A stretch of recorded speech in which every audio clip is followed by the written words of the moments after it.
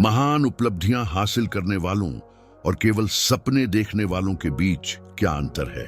क्या यह भाग्य है, प्रतिभा, या फिर कुछ और गहरा जो दैनिक आदतों में छिपा है, जो साम्राज्यों को आकार देता है और दिग्गजों को गिरा देता है? नाटकीय विराम डे 500 वर्ष पहले सुन त्जू ने सिखाया था, जीत छोटी लड़ाइयों को युद्ध बनने से पहले नियंत्रित करने में निहित है। मानव उपलब्धि के महारथी नेपोलियन हिल ने भी इसी ज्ञान को दोहराया था जब उन्होंने बताया था कि सफलता कोई दुर्घटना नहीं बल्कि एक अनुष्ठान है। कल्पना कीजिए कि आप उन आदतों में निपुण हो जाएं जिन्होंने लाओ त्सू जैसे लोगों के दिमाग को बदल दिया, जिन्होंने सादगी को सद्भाव की कुंजी माना, और सैनिका जिन्होंने दृढ़ अनुशासन के साथ अराजकता का सामना किया। आवाज और तेज, यह सिद्धांत के बारे में कोई वीडियो नहीं है, यह आंतरिक युद्ध की एक पुस्तिका है। सन त्जू, लाओ त्सू और स्टोइक उस रहस्य को उजागर करते हैं जो आपकी कहानी को फिर से लिख सकता है। इसकी शुरुआत उन कार्यों से होती है जिन्हें आप हर दिन दोहराते हैं।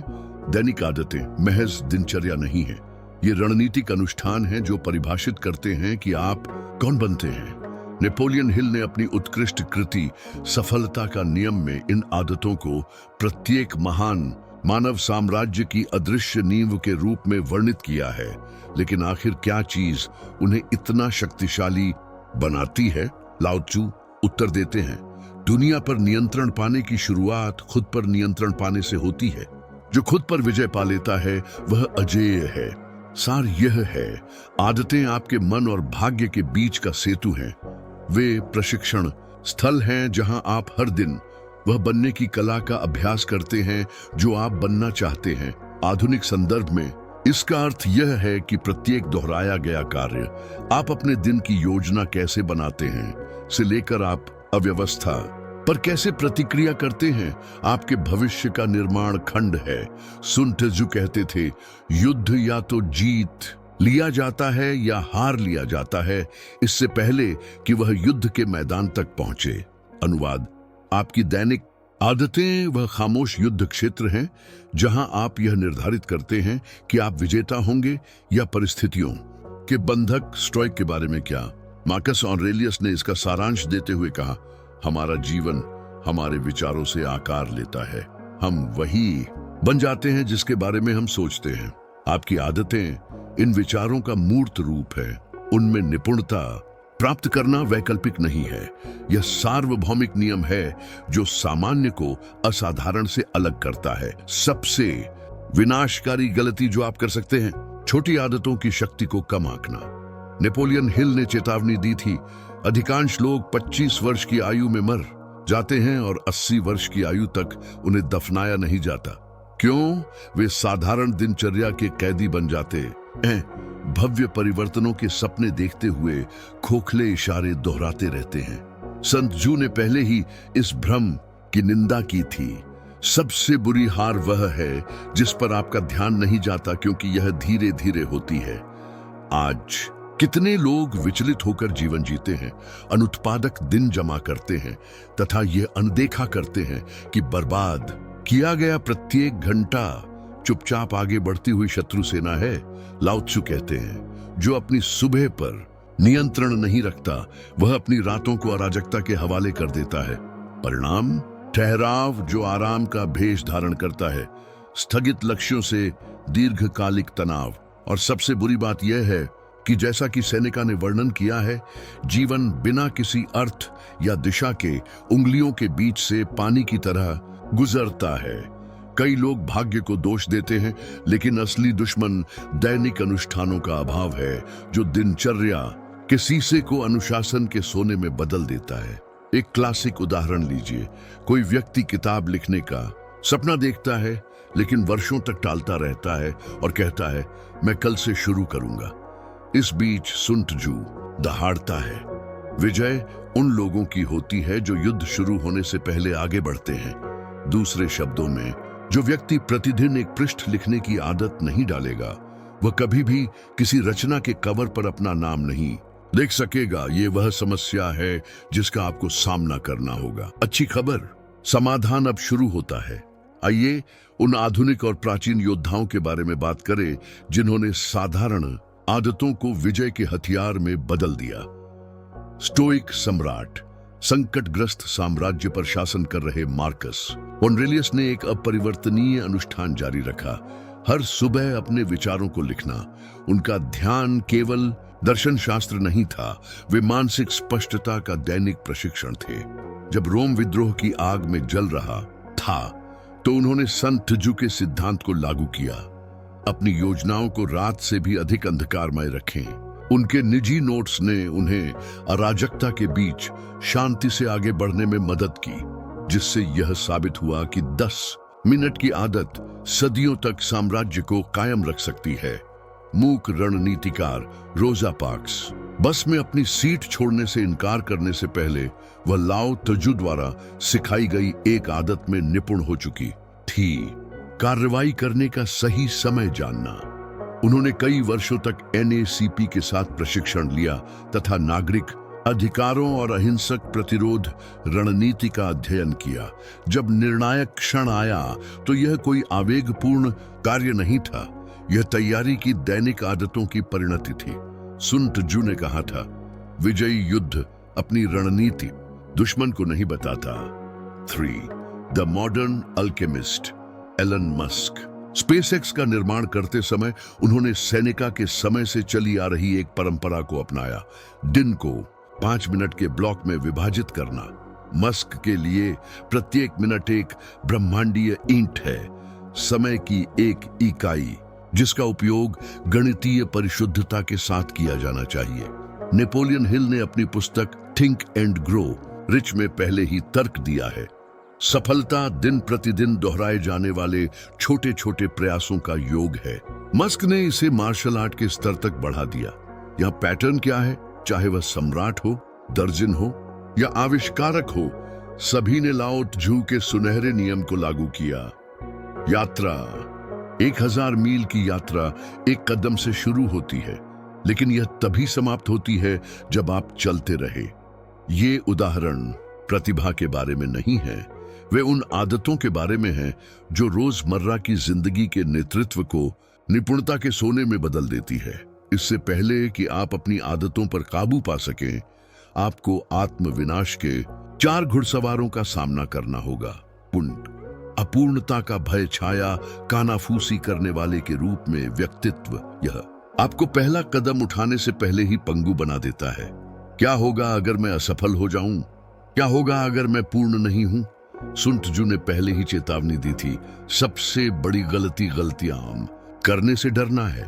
कितनी परियोजनाएं गर्भ में ही मर जाती हैं क्योंकि डर तैयारी का भेष धारण कर लेता है। मार्कस ऑरेलियस जवाबी हमला करते हैं। आत्मा अपने विचारों के रंग से रंगी होती है। साहस का लाल रंग चुने, संकोच का धूसर नहीं। 2. ध्यान भटकाने वाली चीजों का अत्याचार, अधिसूचना, विजार्ड के रूप में व्यक्तित्व, आपका सेलफोन, सोशल मीडिया, बस एक और एपिसोड। ये आधुनिक जाल हैं जिन्हें लाओ त्जू ने पहले ही देख लिया था। जो 1000 रास्तों पर भटक जाता है वह कभी अपने गंतव्य तक नहीं पहुंच पाता। नेपोलियन हिल का कहना था, ध्यान भटकाने वाली बातों से चुराया गया समय धन का सबसे बड़ा चोर है। संत जू आगे कहते हैं, जो सेनापति अपने शिविर की रक्षा नहीं करता वह शत्रु द्वारा पराजित हो जाएगा। आपका ध्यान आपका शिविर है। कल का भ्रमैक मुस्कुराते हुए चालबाज के रूप में व्यक्तित्व। मैं सोमवार से शुरू करूंगा, जब चीजें शांत हो जाएंगी। यह सबसे घातक झूठ है। सेनेका ने इसकी निंदा करते हुए कहा, आप ऐसे व्यवहार करते हैं जैसे आप हमेशा जीवित रहने वाले हैं, लेकिन आप ऐसे टालते हैं जैसे आप कल ही मरने वाले हैं। सुन त्जू सिखाते हैं, विजय उन लोगों की होती है जो समस्या पर तब हमला करते हैं जब अन्य लोग अभी भी रणनीति पर चर्चा कर रहे होते हैं। आदतों को स्थगित करना अपनी महानता को स्थगित करना है। विषाक्त मंडलियों का प्रभाव भूतों के एक समूह के रूप में मानवीकृत, जो लोग आपके लक्ष्यों पर हंसते हैं, जो वातावरण सामान्यता को सामान्य बनाता है। लाओ त्जू ने चेतावनी दी थी, जो भेड़ियों के साथ चलता है वह उड़ना नहीं बल्कि चीखना सीखता है। नेपोलियन हिल ने जोर देते हुए कहा था, आप उन 5 लोगों के औसत हैं जिनके साथ आप सबसे अधिक समय बिताते हैं। यदि आपकी आदतें बीज हैं तो आपका सामाजिक दायरा मिट्टी है। शुष्क मिट्टी कभी भी फूल पैदा नहीं करेगी। अंतिम फैसला, जैसा कि कन्फ्यूशियस ने सिखाया था, आंतरिक सद्भाव के बिना बाहरी अराजकता जीत जाती है।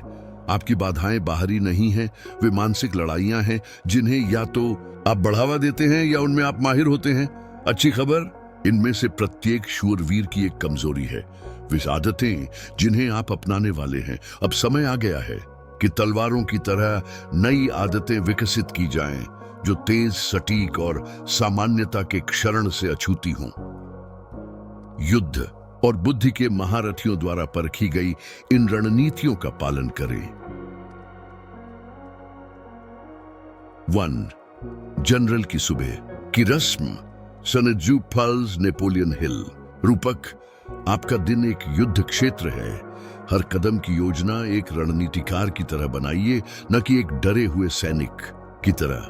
कार्यवाही, अपने सेल फोन को छूने से पहले 10 मिनट का समय लें। 3 आवश्यक लक्ष्य लिखें। सुन, यजू, जो महत्वपूर्ण है उस पर ध्यान केंद्रित करें, तुच्छ चीजों को अनदेखा करें। दिन की सबसे खराब स्थिति की कल्पना करें और उससे कैसे उभरें। प्री मेडिटेटिव मालोरम का स्टोइक अभ्यास। आधुनिक उदाहरण, जेफ बेजोस किसी भी बैठक से पहले 3 महत्वपूर्ण निर्णय लेकर अपना दिन शुरू करते हैं। नेपोलियन हिल इसे सक्रिय मन नियंत्रण कहेंगे। 5 मिनट का नियम।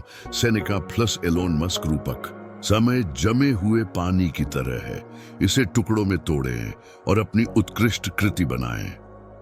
कार्यवाही, जटिल कार्यों को 5 मिनट के टुकड़ों में विभाजित करें। उदाहरण के लिए, पुस्तक का एक पैराग्राफ लिखें। एक अध्याय लिखने के बजाय 5 मिनट व्यायाम करें। जिम में 1 घंटा बिताने के बजाय व्यावहारिक ज्ञान। सेनेका ने कहा, ऐसा नहीं है कि हमारे पास समय कम है, बल्कि ऐसा है कि हम बहुत समय बर्बाद करते हैं। मस्क इस तकनीक का उपयोग टाल मटोल को खत्म करने के लिए करते हैं। दसूर पजी सिटन दस्त्री, घटाव की कला। लाओ त्जू प्लस ग्रेग मैककाउन। रूपक, एक फूलदान केवल उस खाली स्थान के लिए मूल्यवान है जो उसमें होता है।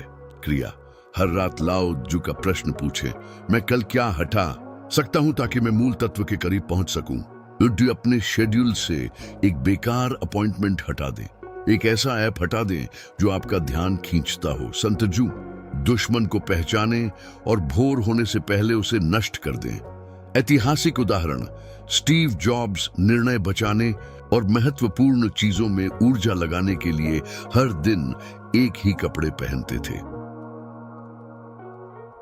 4. The stoic auditorium. Marcus Aurelius plus Angela Duckworth. रूपक, आपका मन एक मंदिर है। आक्रमणकारियों को वेदी को अपवित्र न करने दें।